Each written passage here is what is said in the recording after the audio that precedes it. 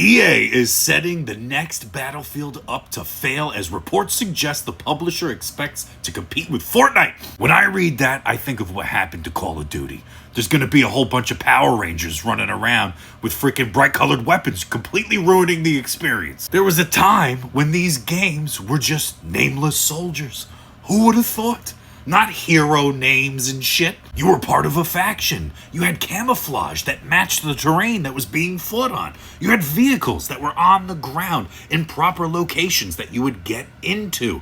There was full destruction. The freaking Levolution in Battlefield 4 was absolutely fantastic. You had the classes to choose from. You pretty much created your own custom character. It was fantastic. If EA wants a win, they gotta go back to their roots. That first decade-ish. 2002, all the major releases up until Battlefield 4 was a little rocky though. That's when shit, it was a buggy ass launch. Battlefield 3 was like pinnacle, and then 4 became amazing. But it took a while to fix that shit. They gotta keep wartime aesthetics. It adds to the immersion. I know it's an arcadey game, but still, people want to see other soldiers running around. They don't want to see a bunch of Power Rangers, And then I heard people that are in the alpha, they've been having a good time.